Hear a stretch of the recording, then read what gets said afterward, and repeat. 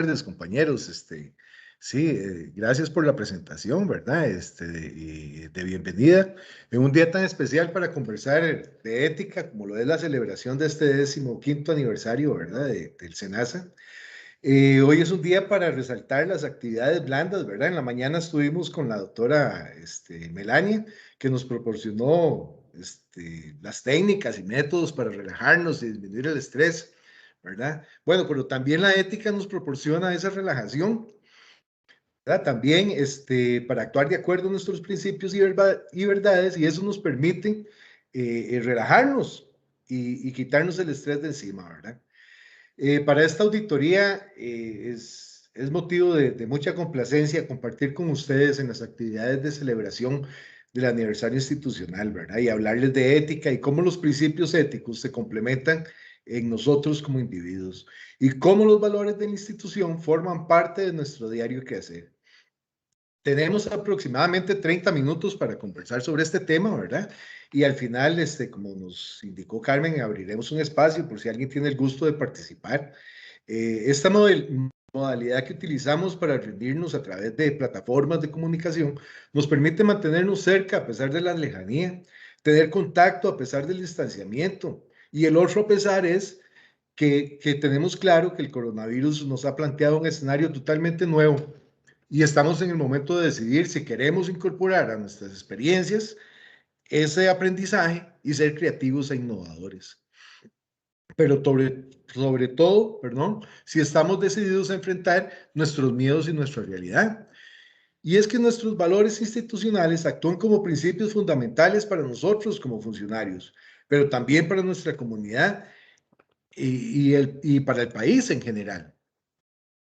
Como aporte nuestro, hemos nombrado y enfocado esta charla sobre ética en la función pública con el lema de En busca del crecimiento interno para afrontar tiempos difíciles.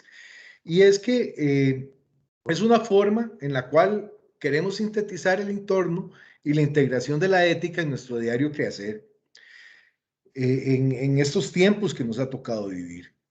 Pues son los principios y la ética los que nos llevan a la realización personal y orientan nuestra forma de ser y actuar en la vida diaria. Pero estos no trabajan solos, sino que requieren de una integración conjunta mediante diversas estrategias para lograr esas metas. La intención de este espacio no es lograr precisamente esa integración entre la ética y los principios éticos en la función y en nuestro diario vivir, sino que ustedes puedan sentirlo, ¿verdad? Particularmente siempre he considerado que el aprendizaje es algo constante, siempre estamos aprendiendo y tenemos una capacidad increíble para eso, ¿no? Pero eso sí, cuando lo vemos como una obligación, perdemos ese interés porque entonces no encontramos la razón para aprender, ni la satisfacción al hacerlo. Por eso, simplemente la actitud debe ser aprovechar la oportunidad y atesorar lo aprendido.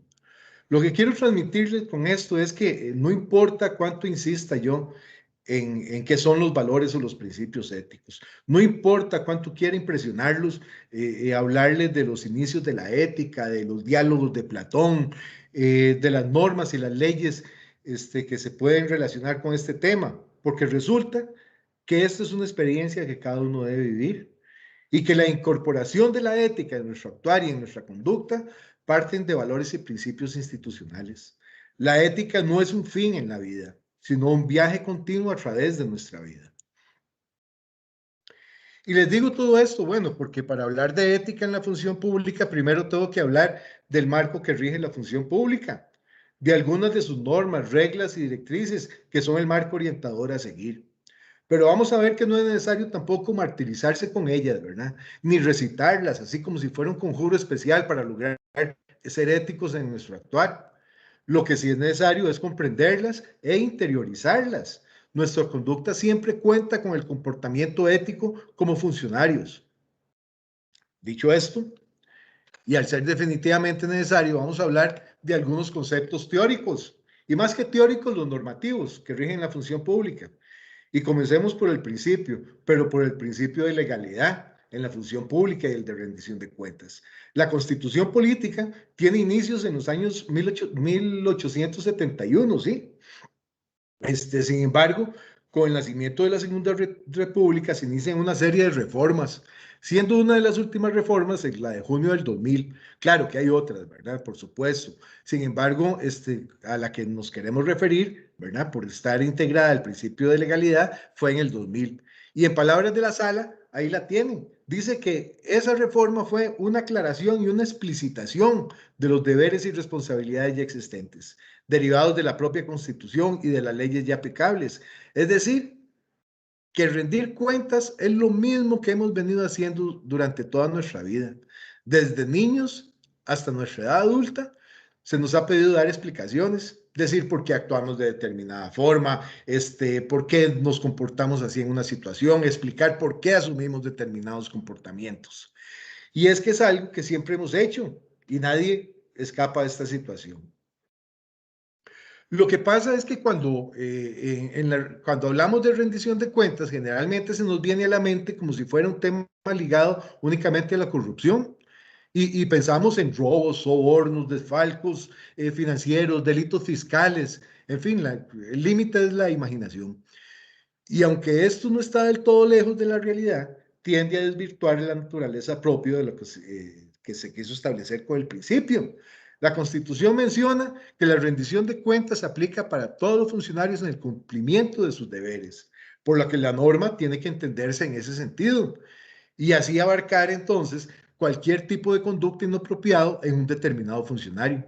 Y es que los funcionarios somos simples depositarios de la autoridad, por lo que estamos obligados a cumplir los deberes que se nos imponen. Y no se puede, ojo, no se vale, no, nunca, jamás, en ninguna ocasión, como dice un anuncio por ahí, puede otorgarse facultades que no le corresponden, que no están en la misma ley.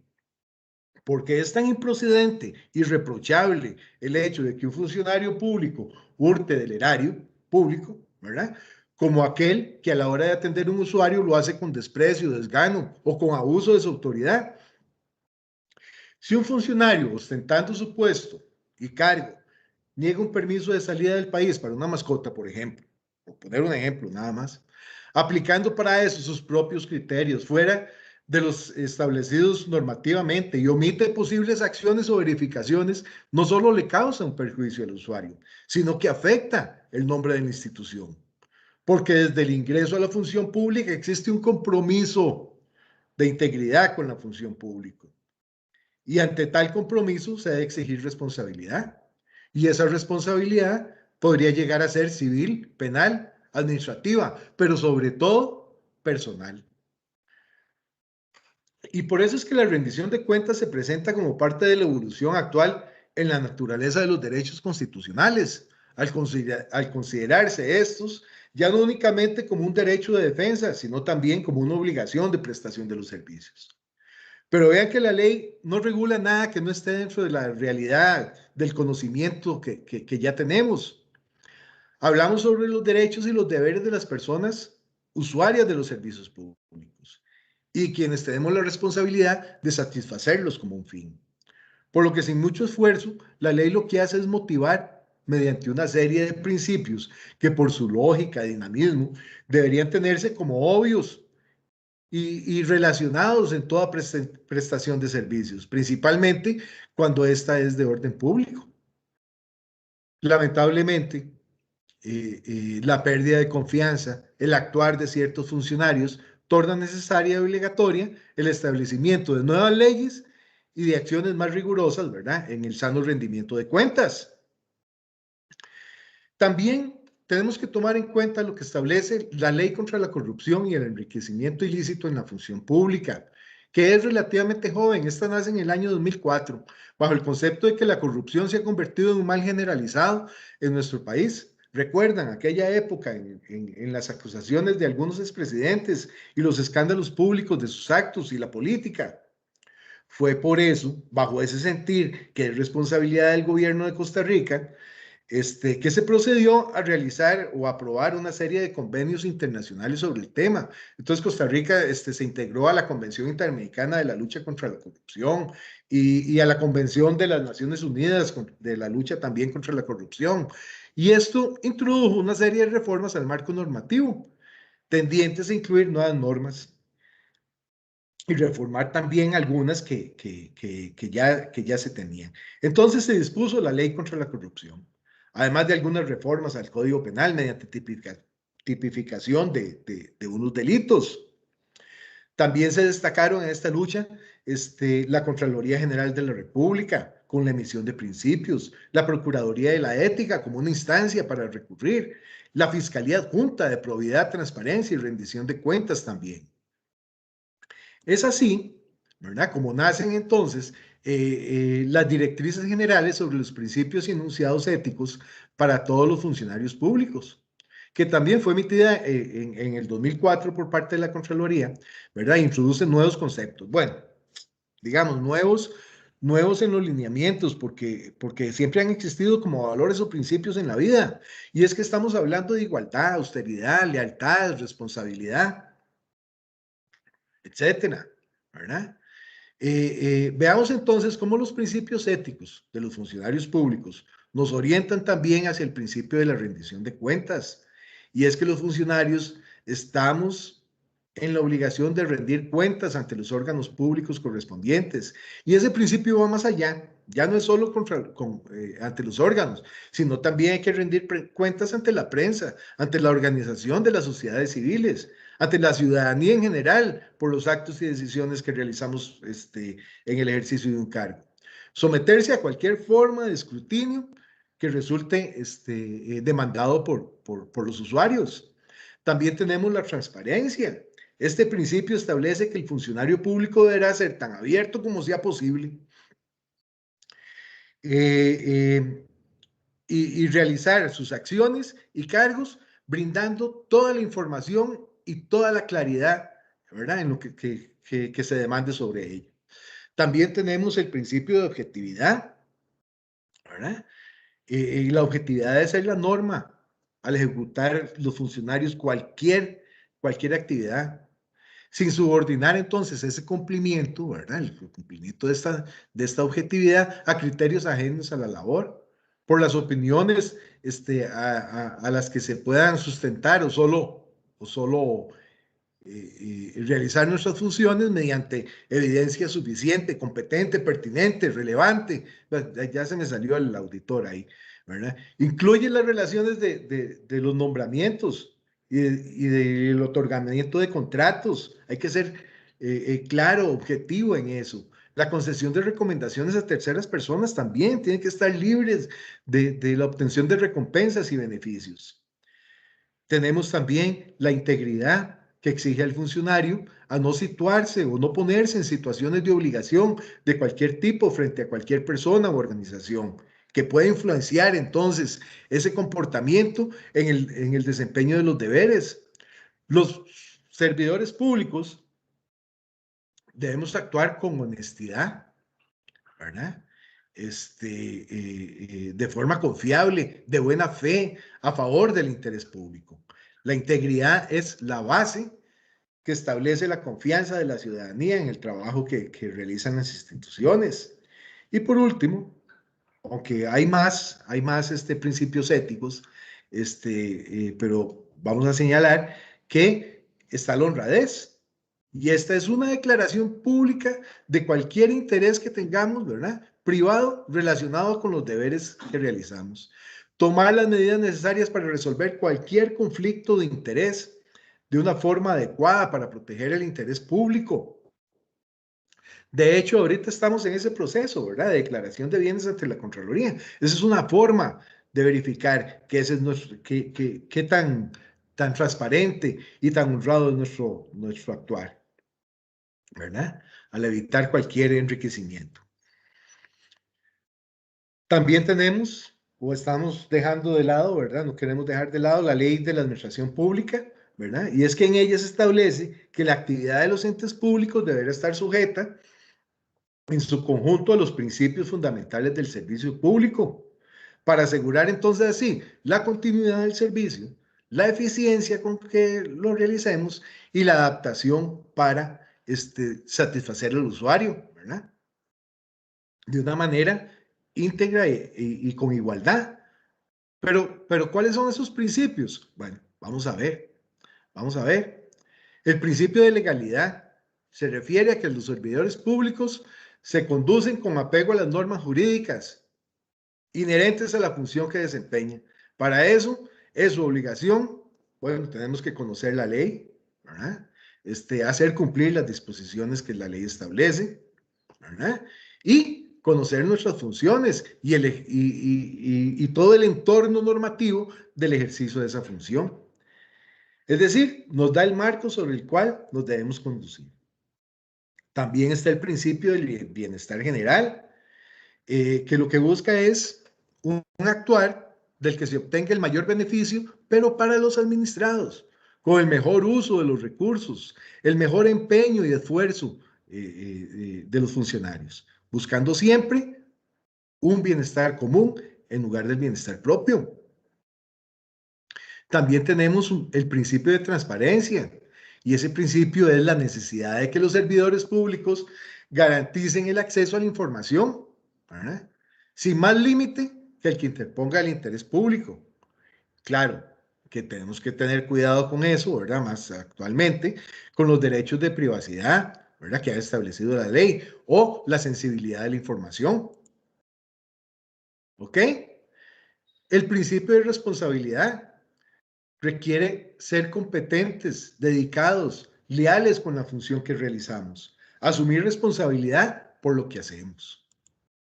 Vamos corriendo un poquito porque el tiempo siempre es corto y aquí hay demasiado que hablar, pero lo estamos tratando de sintetizar. El principio de imparcialidad, ¿verdad? Que es actuar en forma justa e interponer el bienestar general ante el interés personal, no discriminar a ninguna persona dentro de la gestión que realizamos, ya sea por su raza, por su género, por la religión, o porque de ahí nos cayó mal, entonces no queremos atenderla, ¿verdad? Hay que evitar todas esas cosas. El principio de buena fe, ya habíamos hablado algo de eso, ¿verdad? Siempre de cara a la verdad, sin segundas intenciones, en busca de un bienestar general, ¿verdad? Y es que los fundamentos o principios éticos, ¿verdad? Tienen algo fundamental, y es que se relacionan con la forma de hacer lo correcto. Y no solo hacer lo correcto, sino interiorizar esa actuación. Porque perfectamente podríamos estar haciendo de manera correcta lo que no es correcto, ¿cierto? Y es que no basta solo con ser, sino que también hay que parecer. ¿Han escuchado la frase alguna vez? Me gustaría compartir la anécdota, ¿verdad? Porque es interesante. Y la frase proviene de allá de los años 40, 50 después de Cristo, ¿verdad? En la era escrita por Plutarco en una obra denominada Vidas Paralelas, y contaba que un patricio romano, ¿verdad? Uno de los romanos en aquella época, ¿verdad? Dueño de gran riqueza, estaba enamorada de la mujer de Julio César, ¿verdad? Que se llamaba Pompeya. Y era tanto su amor, ¿verdad? Que un día decidió infiltrarse a la casa del César porque había una fiesta. Era la fiesta en la que solo actuaban las mujeres, entonces, o solo participaban las mujeres. Entonces él se disfrazó como músico, ¿verdad? Y seguro era mal músico porque lo apresaron, lo condenaron, ¿verdad? Por engaño y sacrilegio, ¿verdad? Por estar ahí en una fiesta de mujeres donde estaba la mujer del César. Pero la frase no nace por eso, ¿verdad? Sino porque el César reprochó a Pompeya, ¿verdad? Por ese hecho, aunque estaba seguro de que ella no había tenido nada que ver en el asunto, ¿verdad? Ni había cometido ningún delito. Dejó claro que no le agradaba que su mujer fuera sospechosa de infidelidad, diciéndole, no basta que la mujer del César sea honesta, también tiene que parecer. La frase del emperador ha quedado como un paradigma en la conducta que se debe exigir a quien ocupa un cargo de responsabilidad en la sociedad.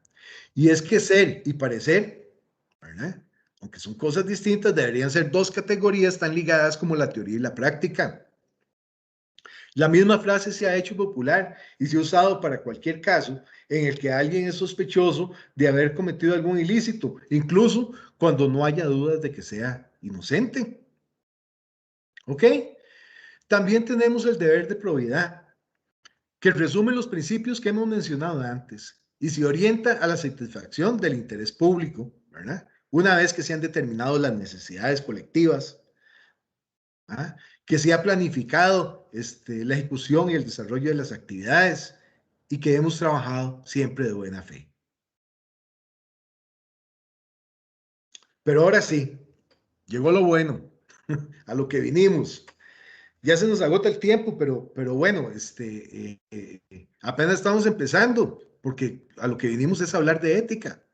Y para eso pensemos, ¿verdad? Para hablar un poquito de ética y filosofar en este tema, pensemos en un ciudadano de la Atenas de Pericles, del siglo XV, perdón, del siglo V, el XV ya sería muy adelantado, bueno, pero también, o un romano del siglo I después de Cristo, ¿verdad? Si alguno de ellos viniera a nuestro mundo, en la actualidad, indudablemente quedaría muy sorprendido con la mayoría de las cosas que encontraría, ¿verdad? Los autos, los aviones, la televisión, el internet.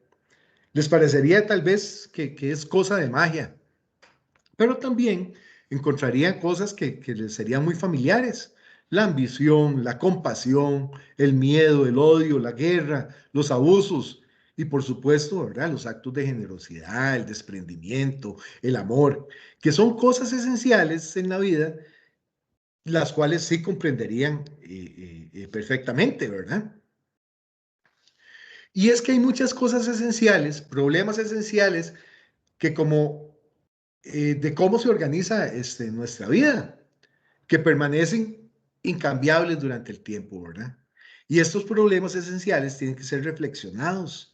No podemos enfocarnos de una manera meramente autómata, perdón, esperando que se resuelvan solos. No podemos llamar a un experto en vivir que nos resuelva todos los problemas y que nos dé un folleto con instrucciones completas de qué hacer, cómo hay que hacerlo. La única forma para ser verdaderamente independientes, libres de pensamiento, es que cada uno reflexione sobre sus propios deseos, sobre sus posibilidades de llevarlos a cabo, sobre qué punto de esos deseos le van a enfrentar con otras personas o le van a ser cómplice con los demás. Ese conjunto de obligaciones, preguntas, demandas, deseos, es lo que se llama ética, que no es un código cerrado, no es una serie de mandamientos. No hagas esto, no hagas aquello, no hagas lo otro, hazlo de más allá. La ética es un punto de vista desde el que reflexionamos sobre las cosas que consideramos esenciales para nuestra vida, con el fin de vivir mejor, no con el fin de darle gusto a los demás, ni que nos den un premio, ni de ganar el cielo, o en caso contrario, un castigo en el infierno, ¿verdad? Sino con el simple hecho y satisfacción de vivir mejor, saber qué queremos, cómo vamos a vivir nosotros, qué pensamos, qué es mejor y qué podemos decirnos unos a otros para ayudarnos entonces a mejorar nuestras vidas. En el fondo, los seres humanos somos cómplices unos con otros en la vida. Y esta complicidad a la que me refiero es a la interacción con las otras personas. ¿Cierto? ¿Están de acuerdo? Entonces, eso es lo que hay que desarrollar. Esa toma de decisiones, esa complicidad en la vida es lo que llamamos ética. Y es que el tema de la libertad de decisiones es el primero que se plantea en la cuestión ética, porque la ética es reflexionar sobre lo que vamos a hacer. Ya eso lo tenemos claro. Y antes de saber qué vamos a hacer, tenemos que estar convencidos de que podemos hacer unas cosas, sí, y otras no.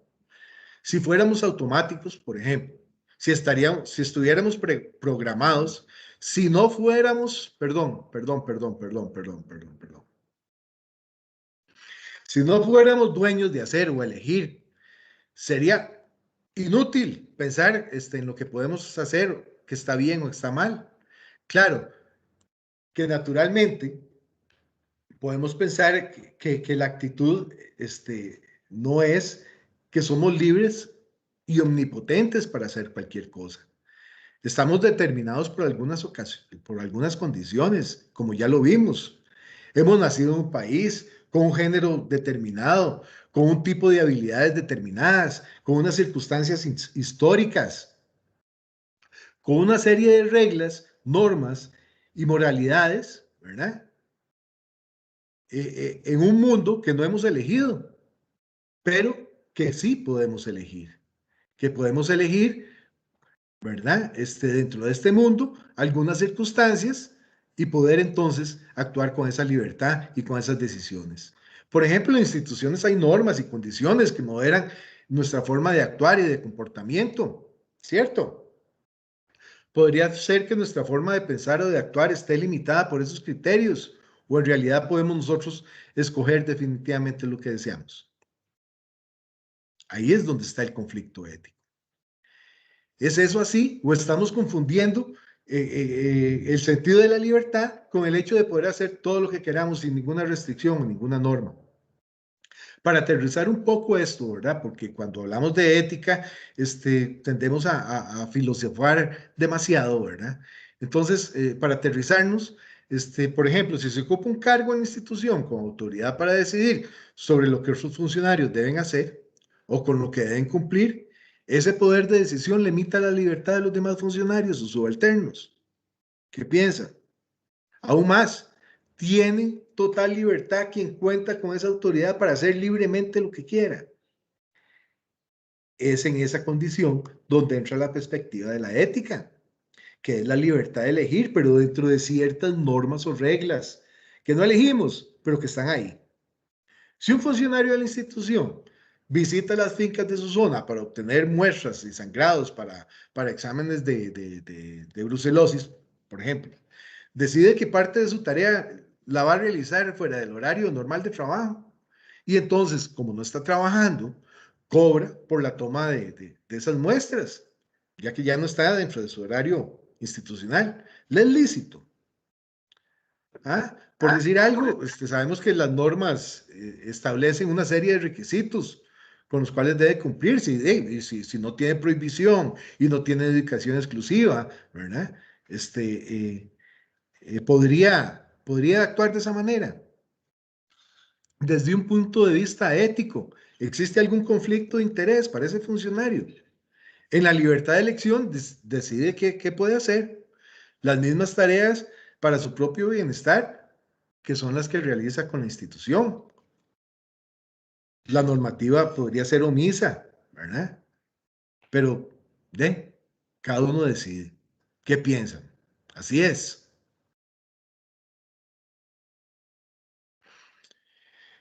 Y es que la ética y la moral, ¿verdad? Son dos cosas similares, pero no son iguales, ¿verdad?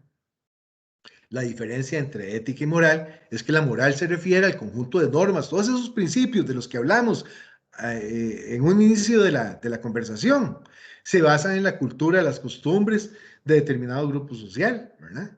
O en este caso de la organización.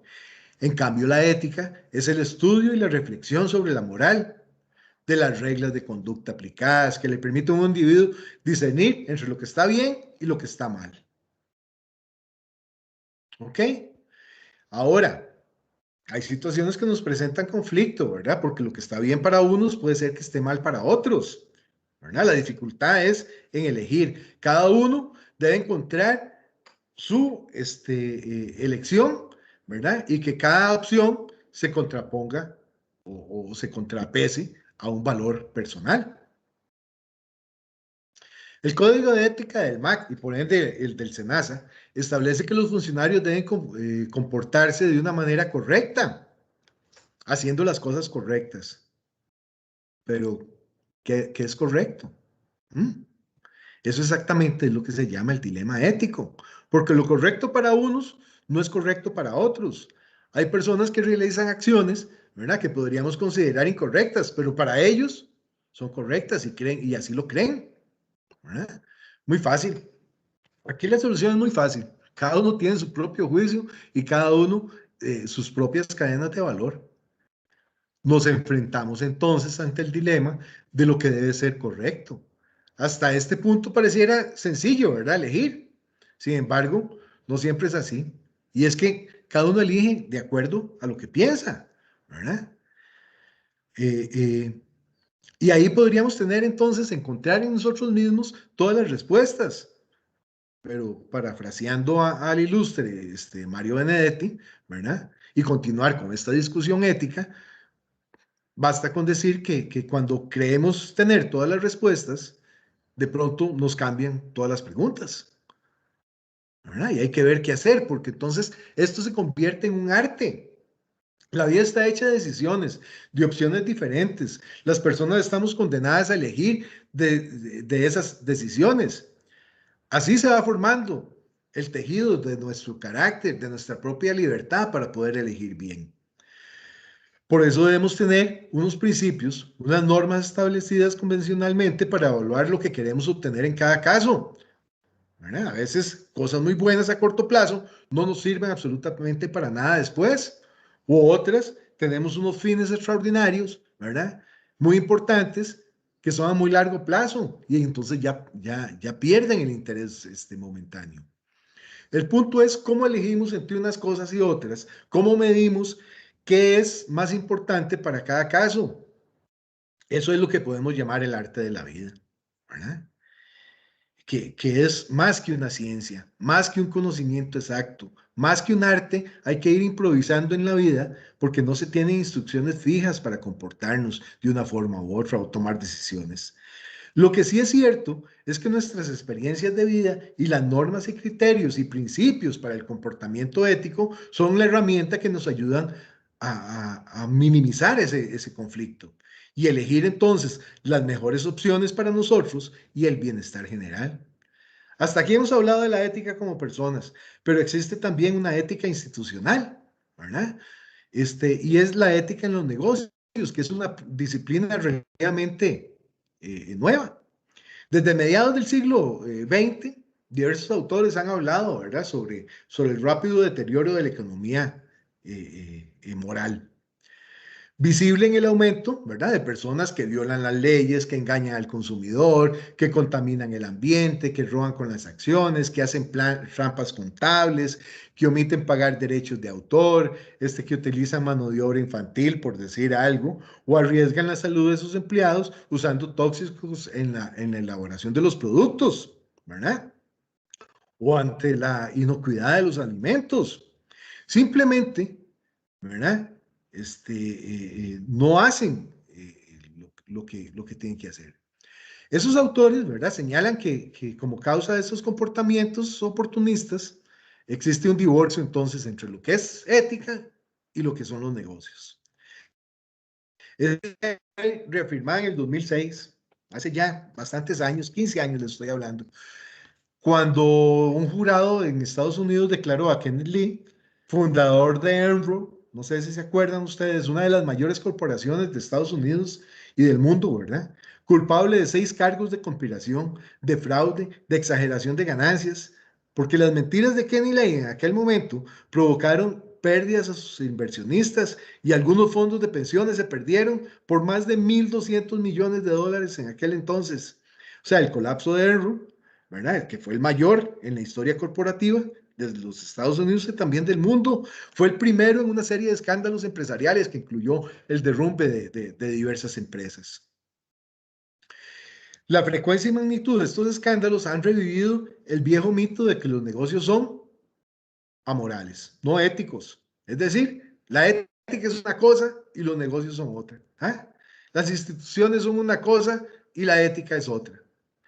Parte del problema radica en la mayor integración económica mundial, ¿verdad?, ya que hay más apertura en las economías y en el libre comercio, ¿verdad?, y a una fuerte conciencia ética, ¿verdad?, falta de conciencia ética y a las malas costumbres.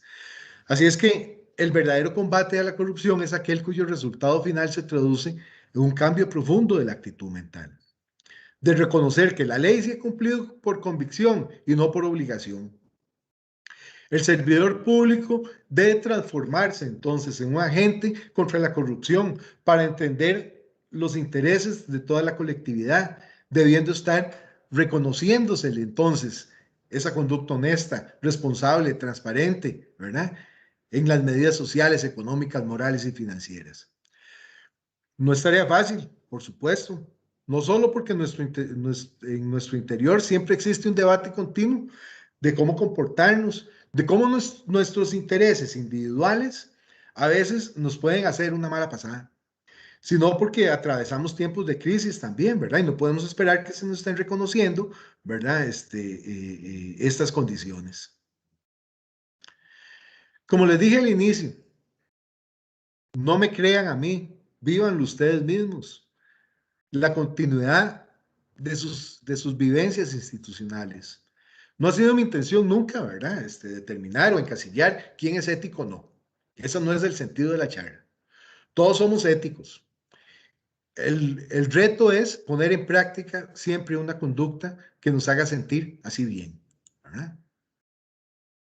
Y para concluir, podríamos preguntarnos, bueno, pues en medio de la crisis pandémica que estamos enfrentando, ¿cuál es el papel o qué papel debería jugar la ética? ¿Ah? ¿Nos servirá para eso? Y en mi humilde opinión, con el respeto que todos ustedes merecen, yo les digo que creo que es tiempo de tomarse en serio el compromiso ético. La crisis económica post-pandemia va a necesitar que las instituciones y las personas sean más humanas, que velen por los cientos de personas que se van a quedar sin empleo o con empleos pero con remuneraciones reducidas, que no les permitirá tampoco llevar una vida digna, con problemas en los sectores más importantes y difíciles de la sociedad, que nos afectan también como institución, como son la ganadería, la pesca, la agricultura. Hemos podido observar acontecimientos recientes donde el pueblo se ha levantado, demostrando un rostro que hace muchísimo tiempo no veíamos, debido al anuncio de mayores medidas que afectan a la clase trabajadora. Y no solo en Costa Rica, sino en América del Sur y Europa, ¿verdad? Por las desigualdades en los salarios de lujo, por las desigualdades en la apertura o cierre de negocios y tantas otras cosas que ya ustedes conocen.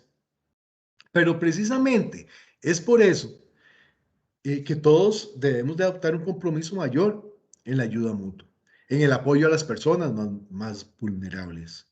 El pensamiento ético nos debe hacer caer en la cuenta de que somos interdependientes, tanto con los individuos como las organizaciones, como los países. Indudablemente tenemos que avanzar hacia un nuevo orden financiero y comercial en el planeta para que los más débiles puedan fortalecerse. Es urgente que desaparezcan los egoísmos y los intereses individuales para que todas las empresas, instituciones, funcionarios, ciudadanos contribuyamos con los impuestos, claro, en la medida justa, al sostenimiento para que nos sirva para el sostenimiento de la salud, de la educación, de los sistemas de pensiones, de jubilación y de los demás sistemas de protección social. Necesitamos hacer frente todos unidos a futuras pandemias y a los efectos terribles también del cambio climático, ya que estamos sufriendo y que cada vez irá peor por un mal manejo del ambiente, ¿verdad? Es importante que los gobiernos sean más responsables, pero también que las instituciones, que las personas seamos más humanitarias y la ciudadanía en general. Necesitamos una ética de responsabilidad compasiva, es decir, actuar con mucha atención a las consecuencias de lo que vamos a hacer, pero dando prioridad a las consecuencias sobre las personas más necesitadas. Hay que empoderarnos y empoderar a todos los demás. En este momento de crisis es cuando sobresalen como principios éticos la legalidad, la obligación de realizar las cosas que realmente nos corresponden, de encaminar nuestros objetivos al bienestar general, persiguiendo la máxima justicia retributiva, actuando con total transparencia ante nosotros mismos y la opinión pública, sin temor a la rendición de cuentas y asumiendo la responsabilidad que realmente nos corresponde, independiente de que sea nuestro cargo o nuestro puesto, aplicar los principios, valores de responsabilidad, solidaridad y justicia.